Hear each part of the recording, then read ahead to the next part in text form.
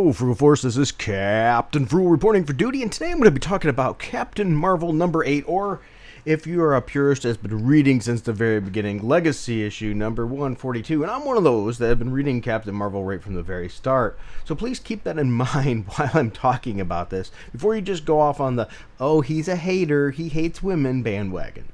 Alright, so we're looking right at the issue cover, and you know, the cover is supposed to get you, it's supposed to make you want to pick up that issue off the shelf and buy it. When I look at this issue, I have Captain Marvel here. She's pulling a newspaper for somebody because recently she's been exposed. She's no longer a human. They've changed her backstory. She's part alien now, and so she's pulling this newspaper from somebody. But if you're pulling a newspaper from somebody, wouldn't you be looking at them? And instead, if you look at her eyes, she's just sort of like, my eyes are floating off into space, whatever, as she's pulling this newspaper from somebody. It just doesn't make sense. It's not a great cover. So it's already off to not a very good start, if you ask me. Just this cover just doesn't sell it, which is sort of sad because the artwork, I will say, in the issue itself is a lot better. So here we are. This is Captain Marvel. The story is Falling Star, and it's part 1. And the writer is Kelly Thompson. And I have a bone to pick with Kelly Thompson, but I'll talk about that in just a little bit too. The artist is Carmen Carnero, which is okay. The artwork is pretty solid actually in this issue. I can't complain too much. And the color artist though is Tamara Bonville, which is coloring is very simplistic in this, and I think that's part that could be done better. And the letters is by VC Clayton Cowles, whatever. So anyway, jumping into this issue, let me talk about it, and I want to share some of my thoughts, and I would wonder what yours are too. Carol's struggling with the recent events of her past and her situation getting completely upturned and twisted and turned upside down, if you will. And you know what? So it should be for the readers as well. And so anyway, it's, going back, it's showing that, she even bought a bottle. And as an alcoholic, that's a big no-no. So they're showing she's definitely struggling with her situation. And that part's pretty good. I will give the writer credit here, showing some of that background knowledge of the character and understanding. But she really needs to punch somebody. So anyway, we cut away to a fight scene where she's fighting these creatures. It's something different. It reminds her once again of something that she's fought in the past, which is another throwback to the story. Once again, good. And that's something I don't get about this writer. And I'm going to get into that. How can they know so much about the character's history, but yet do so much damage to it? This whole series so far, under this writer, if you will, has been tearing apart the back history of the character and transforming it. Now, some people might go, well, this retrovision of history is not that bad of a deal. Well, yeah, it is. I mean, if you look and you read the stories from the past, it makes the series 1, volume 1, make no sense whatsoever of the series. It really tears a lot of that up.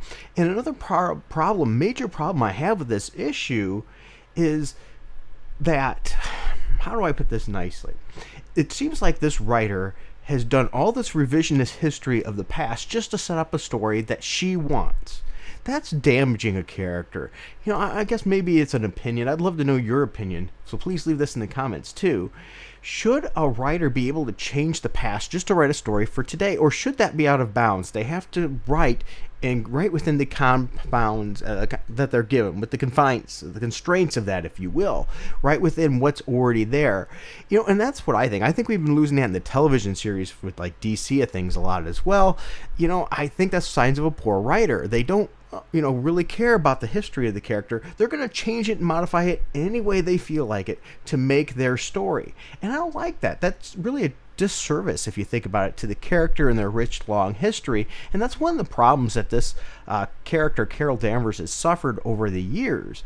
And maybe that's why it gets reboot after reboot after reboot, is because it's become just a mess. You had the core character, you had her story, you could have built off of that, but instead they took what that was there and they twisted and turned it continuously and just obliterated what made her special in the first place. So Carol in this issue is obliterating the bad guys, if you will, the offense here.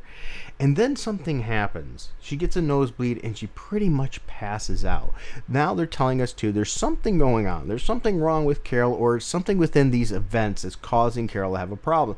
But the question is what is it and why is it now?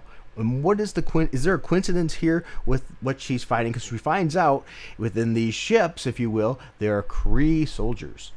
So not only do we get these Kree soldiers, we get another surprise too of a new character that comes in that looks a lot like her, if you will, super powered like Superman, I guess supposed to be super powerful because, you know, it is what it is. And this is probably going to have something to do with Carol. We'll find out too. And she goes by the name of Star.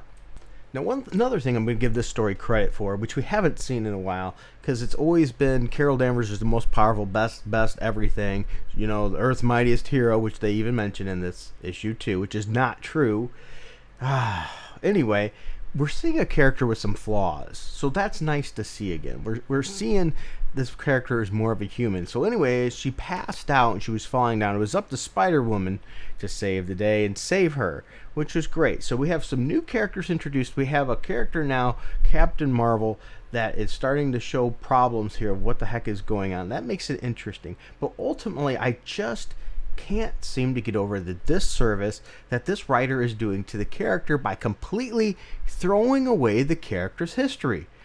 You know, just to serve her own purposes in the story. I'm not a fan of that. So I'll give it credit where it's due once again. The artwork is serviceable. It's pretty good in some places, actually. I can't complain about it. The cover is not good. Okay? The writing has some interesting parts, showing that the writer does know about the past history of the character. It has an interesting new supporting cast, if you will, because you're seeing the cast reappearing. So this must be her new core characters, like Spider-Woman, which is good, because she's always been a good friend with Spider-Woman, so that's a nice touch there. And we have Hazmat too, so it's adding a new dynamic there as well. But okay, that's the positives I have. As I said, the negatives, no care about the story. The cover art was terrible, and I'm really fearing where this story is going to go and how much more of this character's past this writer is going to muck up just to get out the story that she wants to tell. But that's my thoughts, not yours. I would love to know what you think about this down below. Once again, I don't want to just hear that Carol sucks because she's female or anything. That I'm not being rude like that. As I said, I actually like Carol Danvers. I just don't like what they've done with her for years now, and I didn't like how they planned her out in the movie either, or the actress they picked to play her either, because that's another whole other story. But I would love to know your thoughts on this particular issue as well. Thanks for sticking with me through this. If you don't mind and you enjoy videos like this, please be sure to hit that like and subscribe, and even bigger, hit that notifications bell, because evidently that means a lot. Also, if you find yourself in the position that you can help the channel and you want to, you say, hey, I like this stuff. If you don't mind, go down to the info bar down below. We have a link for our Patreon, which you can join our Patreon for as little as $1 a month, which gets you special posts that are only for the patrons. So sometimes I do Frugal Force videos that are patron only, or special versions of videos. I also do random Frugal Force giveaways where I just take a random person out there with a random number generator. It selects who it does, and I send them stuff, whether it be games or comic books or both, whoever knows. And sometimes I even just ask you guys questions or shoot up a message, and I greatly appreciate you checking those out. Also, if you find that maybe that's not for you, you don't like Patreon, we have it in the info bar as well, a Streamlabs link there where you can click on that and just give a one-time donation, and that helps the channel. All those proceeds are going right back into the channel to help Little Frugal and I and his sister, the American Dream, my wonderful little girl, and our family continue to have fun doing this and sharing this with you. All right, thank you very much. Thank you, subscribers. Thank you for all the ones who have stuck it out with me this long, and all the new ones that have joined on too. Thank you. We greatly appreciate it. And don't be afraid to leave a message in the comments section too. We love to read them. All right, thanks, and until next time, keep it frugal.